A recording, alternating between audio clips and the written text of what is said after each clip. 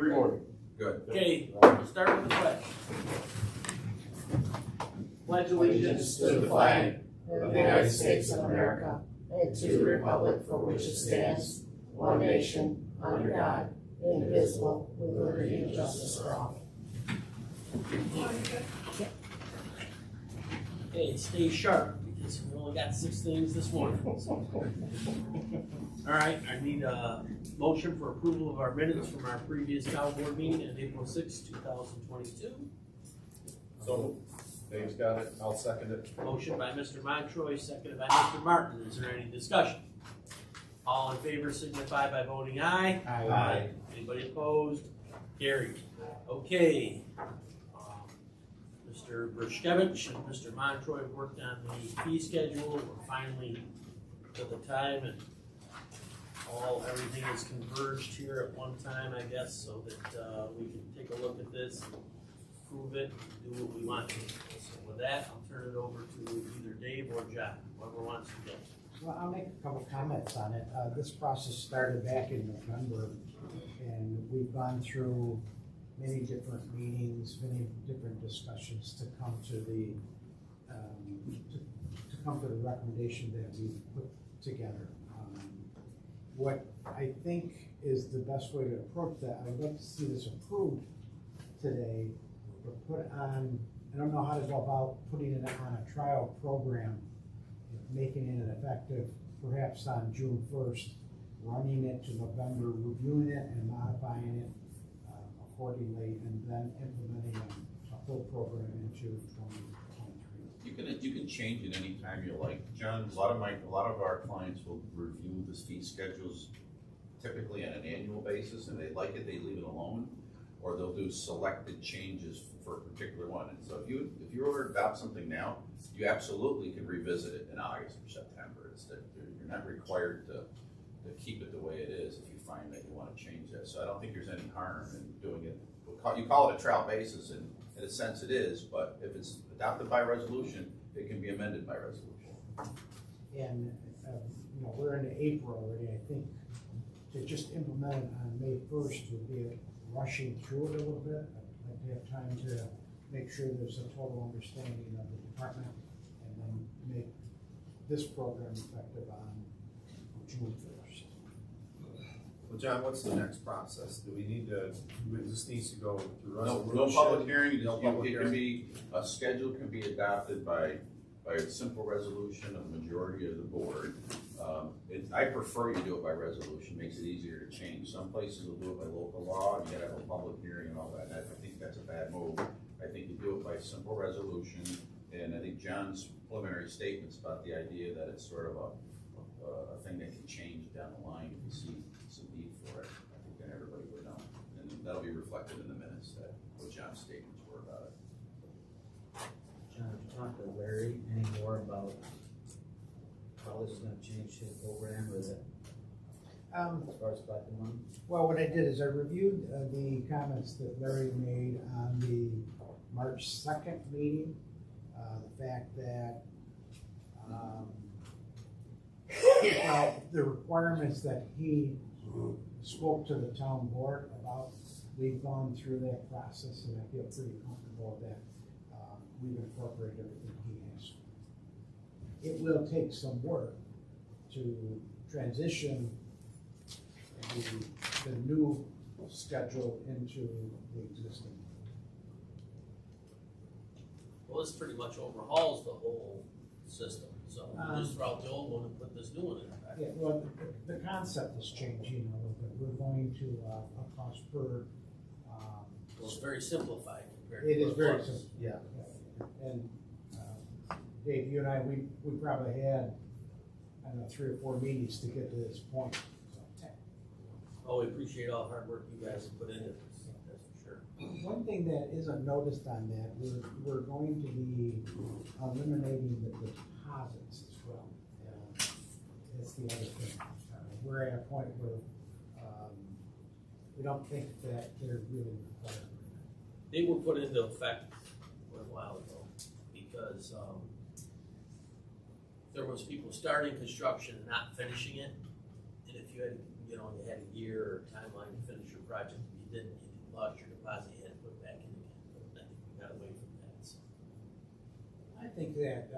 department will have enough flexibility if we run into a situation where there's a known concern. Larry should have or we as a town board should have the ability to require. Commercial solar, is that one of the highest, or are we in line with that? I wouldn't say it's one, it depends, I wouldn't say it's one of the highest, of my clients, they've been doing it in various ways, they've been doing it by the size of the project, by the square footage, it's taken up, it's all over the place. 2,400 is, sufficient, I would say. Okay.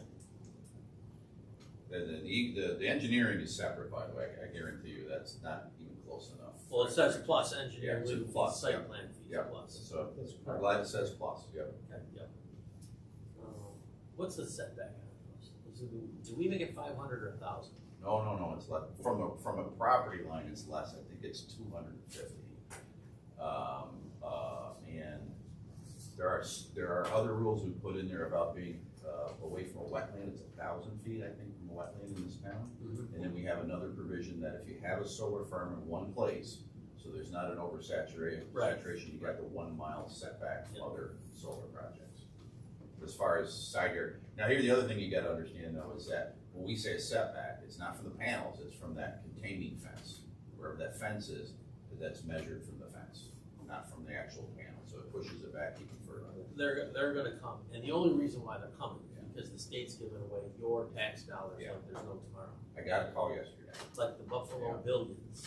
Yes. We've already lost $1 billion on solar panels, so now we're gonna lose $1 billion on the Buffalo Bills now. I got my first call, John, yesterday afternoon on one in town of Sullivan. I said, do you know where it's gonna be? He said, we know, but we're not allowed to say yet. So I said, okay. I said, then I explained to him what the new rules were, and I could hear it in his voice, so we'll see if they actually submit an application. We'll see. All right, very good. Okay, everybody happy with these? So, who wants to make the motion that we put these into effect on June 1st, correct? Well, I'll make the motion. Okay, motion by Mr. Bruskevich, second. I'll second. Second by Mr. Montroy. Is there any discussion? This has been a long time coming. I think it's time, and we'll adjust accordingly. And if we find glaring problems, John, we'll have to We can adapt quickly by resolution, according to for legal. So You guys did a good job. Yeah, I think this is gonna simplify things and make it a lot easier for our people to understand. Beth, how does this get up on our website?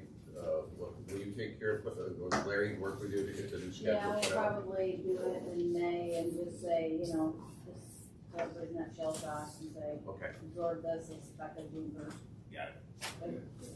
Should we put something else to like developers?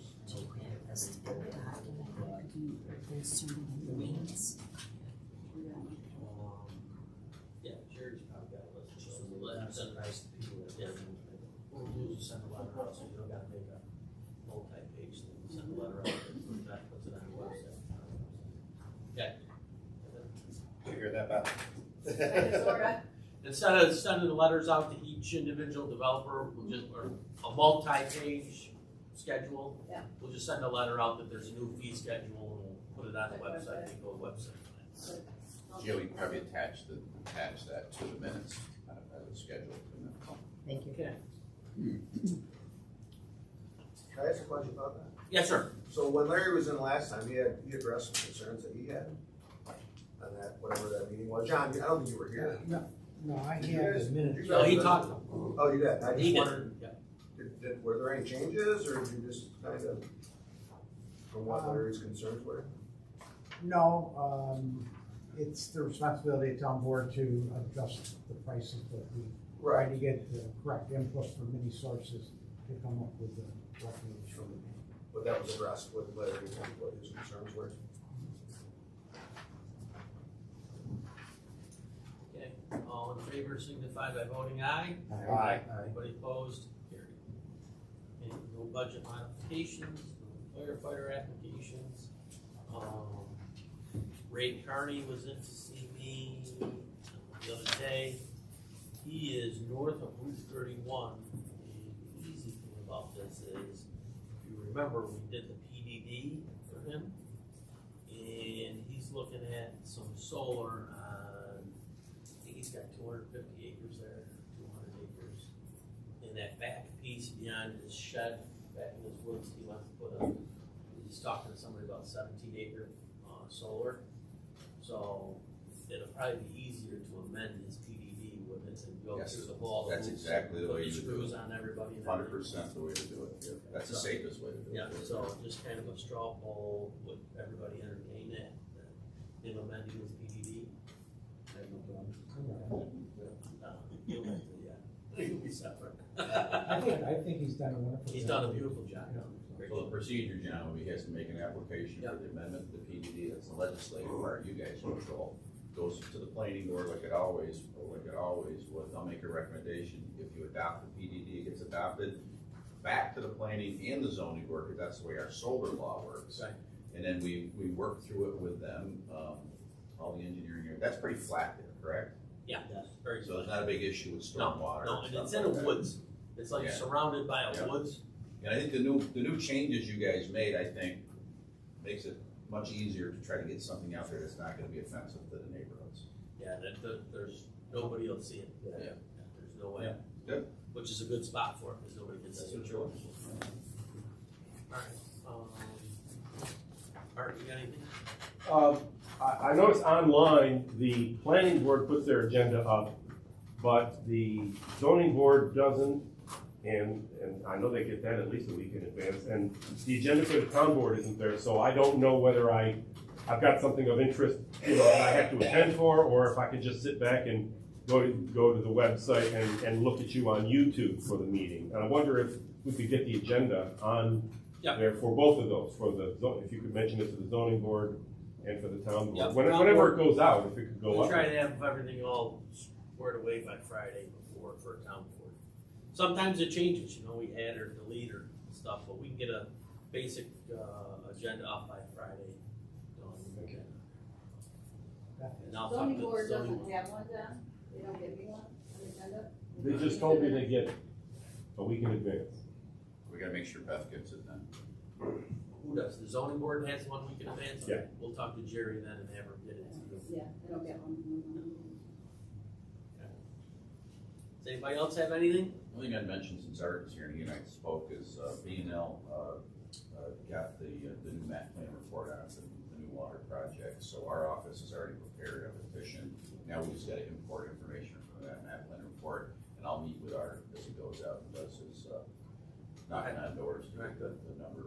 So there's a lot of money out there, a lot. We just, for water district in the town of Lincoln for the county, they handed out a lot of money that's just unbelievable.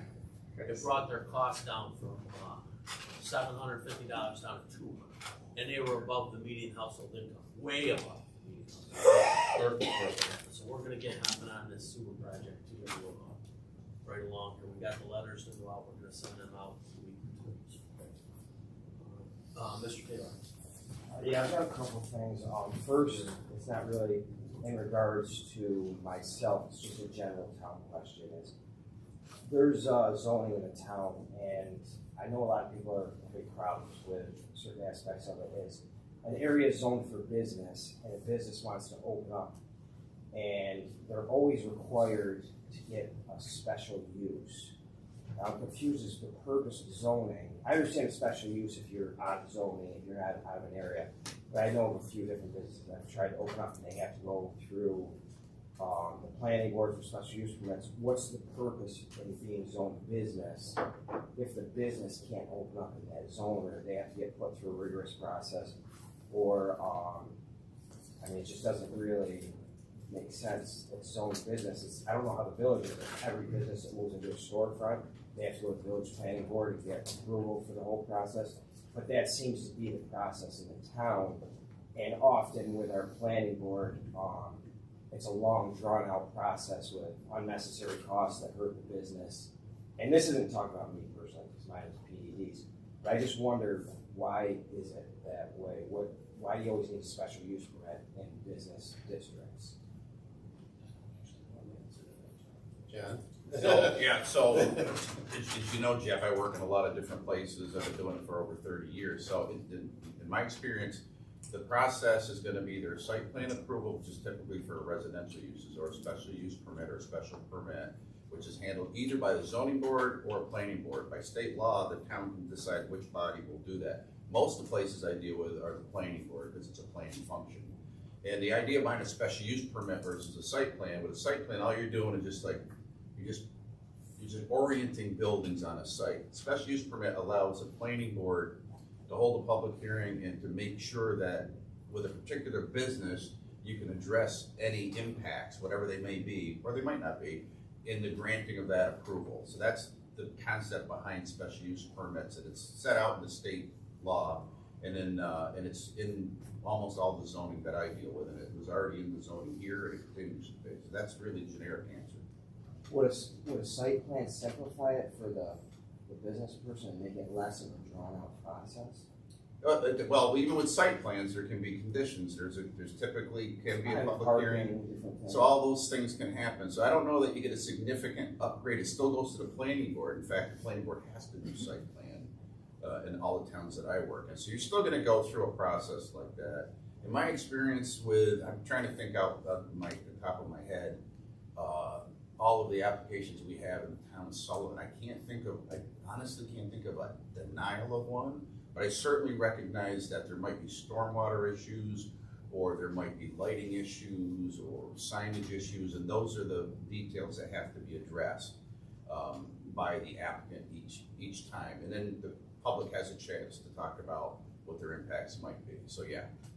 Okay, I understand that. I just think with going to meetings and through what I've seen, and not just with my situation, is the planning board tends to draw everything out unnecessarily long and incur a lot of costs for businesses. And some of the questions they ask are, it's mind-boggling. They ask these questions because they're like, and they always seem to get hung up on landscaping. I understand you want places to look nice, but there's certain places where they get hung up on landscaping and it's not really relevant, or there isn't a place for it, and they just seem to get stuck on that.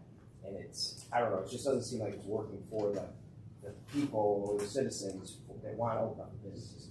I mean, I think everyone here on the board is more of the pro-business ideals, and the planning board seems to be the exact opposite, or I would personally say that the head of the planning board is not very pro-business. And I think that that's a major issue that needs to be addressed with the town, because it's discouraging business. I mean, we have a great town.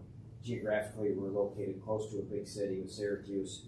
I know with my business, it really helps. I mean, we're doing over 140,000 people a year, and I think we should try to encourage business a little bit more. And with Frank Park, that's definitely not the case. That gets to my other questions about this is, with my project that I've been working on, I seem to be hitting a major blockade. You guys, I worked with you guys, everything went great. I can't say anything negative about the town board with the process. Everything went through. With the planning board, I spent well over $100,000. It's been drawn out over a year now. Jumped through all the hoops they asked me to. Came to you guys upon their positive recommendation or referral, whatever it's called. It was approved. Then I was to the point of getting permits for the DEC and all the necessary permits to start construction. And now Frank Park has come up with a laundry list of things that, one, I feel like I've already done, and two, they're going to incur a lot more cost for me. And for delay or possibly just cancel the entire project. I don't think that's good for the town, not just because it's me, but it's not. And Frank Park single-handedly is going to be a determining factor. And I'm willing to put I don't like Frank, I'll admit it. He doesn't like me, he can't admit it. I mean, I feel like he should recuse himself from the situation. I can put personal differences aside for my business, for the community. He can't seem to do that. And I'm not willing to incur all these additional costs when I already did everything I was asked to. I gave drawings, and everything was supposed to be right down to the end of me being able to start construction. And now, when I asked him, is this going to be 2 or 3 more meetings? He said, yeah, probably. Now, 2 or 3 more meetings, that's 2 or 3 more months that it delays me I'm fine with waiting for all the proper permits as I have to legally, but when I have the planning board, chairman holding the process up, and I know it's personal, it's not a hidden thing. It's an issue, and I think that personally, Frank has served this community for a long time. I'm not gonna say in a positive way, because I don't think he has, but I think it's time for him to move on. For when you guys go to appoint a planning board next year, I think that he should not be on it if you want to see positive growth for this community. Because I know what I've experienced, and it's very discouraging as a business. I'm not looking for a pass or easy way, because I have not had an easy project with this. But I've done what I've been asked to, and to all of a sudden have all these new things come up out of nowhere is very discouraging for the project. And I listened to him through other projects along the way, and it's never how can we help you. It's always how can we deter you? How can we delay you? How can we make this go longer? Where I think if you had someone on the planning board that was pro-business, they'd look at it from, we have to meet all the legal requirements, but we need to help this business through because it's good for the community. Public hearings, yes, you want to make sure that it's okay with the neighbors, with the town, but it shouldn't always be hindering businesses. Businesses help generate a lot of tax revenue. My business generates so much in sales tax, property tax, everything. And he doesn't have the ideals of that, and I feel like we need to get to that. We have a great community. Why not help people and businesses succeed and expand? Because it's only going to help the community in general. And when you have someone like Frank, and at the last meeting I did say he's an obstructionist, and he truly is. It's more about delay instead of helping, and I think that needs to be addressed. You guys are elected by the community. Everyone, I feel like that you have to have more of an outlook of working for the community as opposed to someone with ego up there working for his personal beliefs. Well, in fairness, let me go first here, Art. In fairness, I understand your narrative and your feelings on this, Jeff, but I can tell you this. I don't think the planning board or this board has worked harder to, and you as well, to make this process as streamlined and working as possible. Your project has changed and morphed 1,000 times. In fact, that's why you're back in front of the planning board, is because the DEC permits couldn't be done in time.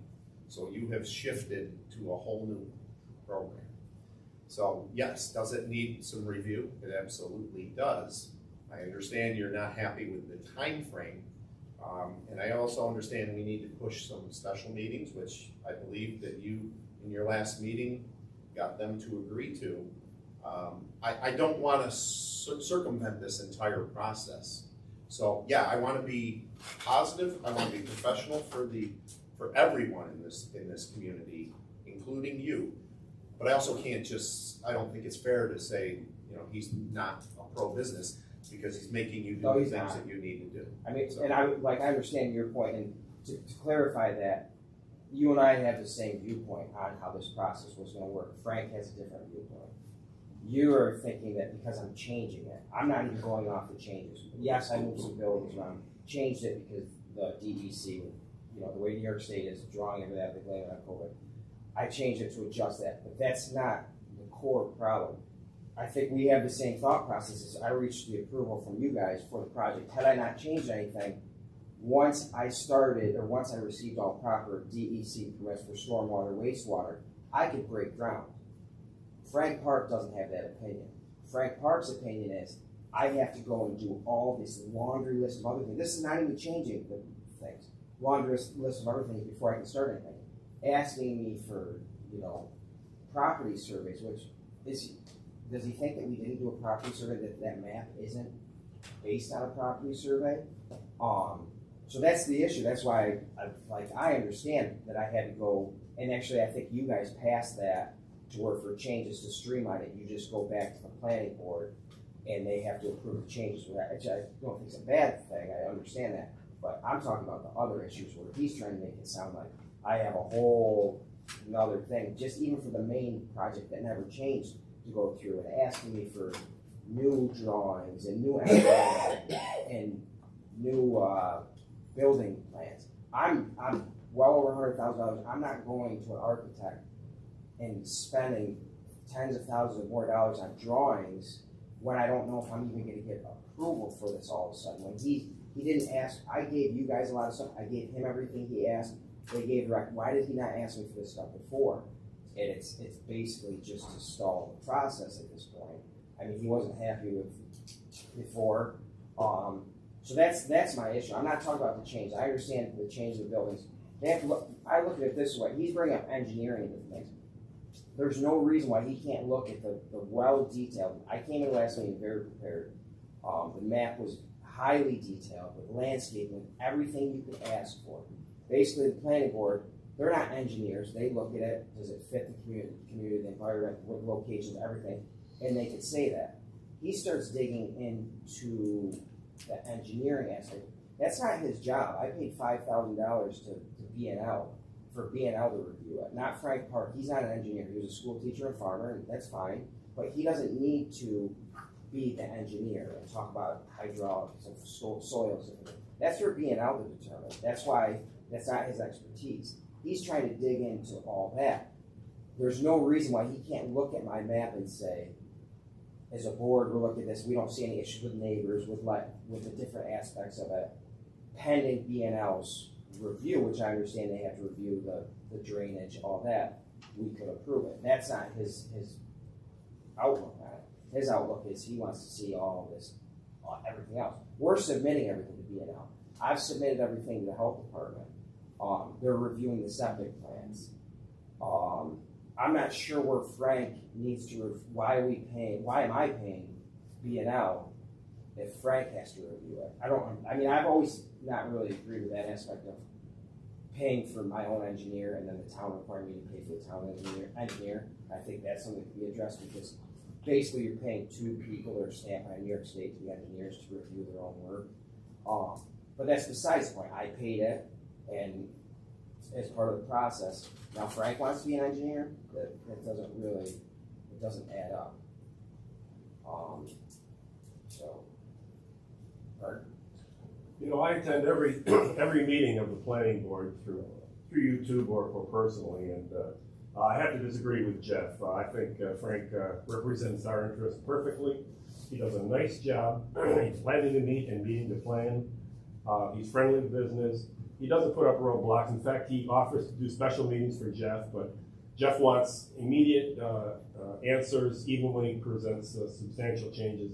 I can't agree with Jeff in this case. You've got the perfect person. You've got the whole perfect board set up here and on the planning board, and I think you just go right ahead because we are friendly to business and they're doing a great job. Well, and I'm not looking to get into he said, she said. I disagree. But what I will say is that I want a professional experience from our town, from both sides, from both the people that are applying to the town and from our planning board, and I would expect it from this board too. So I think we continue to move forward. One of the things I have pushed for is somebody to get the lists. Here's what we need. Discuss those lists, and then get those things done. Action items, I call them, so that we don't hold up the processes for someone like yourself, Jeff. And that doesn't matter whether it's you or any other builder. So, but there is a process to go through. Right, but the process shouldn't change. And I mean, he could say this. The last meeting, I had to basically ask for a vote amongst the other board members besides Frank, because he wouldn't say anything to get special meetings. And fortunately, three other board members did vote for it. So apparently that meeting was skipped on YouTube. But it was, he wouldn't say, yes, let's have a special meeting.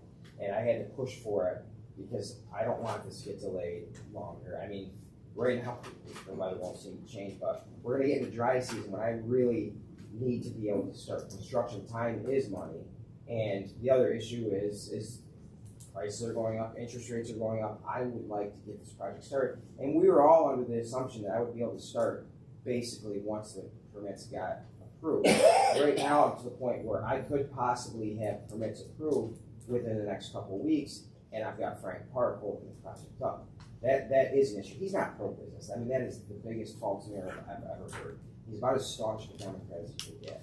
I mean, pro-business is not what it is. And I mean, I wanna see it as a community as a whole. I'm talking about myself personally. I'm looking at spending over $10 million on a project that I started from nothing in the town, was fortunate to grow in the community. I shouldn't, not say deserve special treatment, I shouldn't be treated like a Walmart coming into town, which I feel like I am, to where you need to work for your local citizens a little bit more. Not you guys, I think you guys do fine, but as a planning board sense. And I've watched other people, the hoops they make them jump through are unnecessary. They're not pro-business. You don't need to draw things out. You could look at, there's so many things where they could work with the person and save them money and save them time. So that's a false narrative. It's not pro-business. So, and I personally, and I would like to be on the planning board, and I would do it for not a dime, because I have a business outlook and I would look to help the citizens of the town. So if there is a planning board position or next, when you appoint someone, I would love to be on the planning board, and I wouldn't want any money, just the fact of being able to help local businesses and people would be all I would need. So I'd like to be considered for that. Okay, process noted. Andy? I received a phone call from a property owner in a commercial area that business was approved, special use permit. And their complaint was, and the business has since left, they weren't there very long. But there was a road cut on State Route 5 for this business. It's been there for years. Planning board told them they can't use that road cut that New York State put in. Now, the state of New York approved that road cut. One, why is the planning board telling them they can't use that road cut because they don't think it's safe? That's a state issue. I don't think it's a town issue. And also, the planning board went on private property and painted lines all over the private property, telling them where they could park cars. And they wanted them to do landscaping in an area that landscape couldn't grow. Well, I'm back up. If you wanted They to. told them they couldn't use the road cut, but yet they told them they had to have certain landscaping and then painted lines.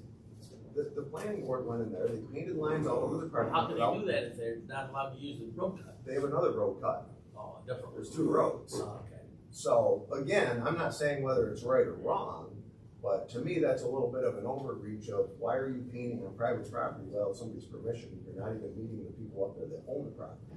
Discuss it, to paint lines on the property.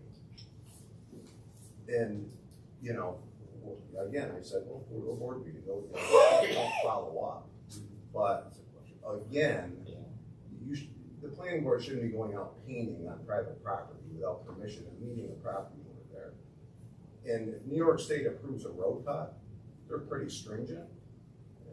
To me, that's, why is the board getting involved in a decision of where that person can enter this commercial property? Okay, I don't think that, I disagree with that. So to back up some of what he's saying, you know, I do receive these calls, and the call came to me because it's in the town, and there is a town road that's, you know, that joins the property as well, so. That's a question for Frank. And oftentimes with the landscaping, they actually put landscaping in right where it's close to the road, where salt trucks just cover the plants and kill them, and they last about a year. And it's just, I understand they're not horticulturists or that, but they need to like understand that there's situations like that where there isn't places for landscaping. They get so hung up on landscaping. It's just insane. I mean, look at Sunshine building right across from here. There's no landscaping there. That building doesn't look very nice. I'm fine with it, this visit does that, but how can you force all these other businesses to do the landscaping when they had to come back for their approval for their car lot? Where was their landscaping? I don't know. I mean, maybe Frank knows them or something. I'm just not sure. It just doesn't make any sense. So it should be across the board. Okay. Anybody else? Okay, we don't have anything for executive session. Okay. So if that's your gig? Yeah. Actually, no, Actually, we need you. It's Okay. All right, motion to go into executive session for advice of counsel. Yeah. So, need a motion? Motion by Mr. Gibbons, second. Second. Second by Mr. Barton. Is there any discussion? All in favor signify by voting aye. Aye. Anybody opposed? Carried.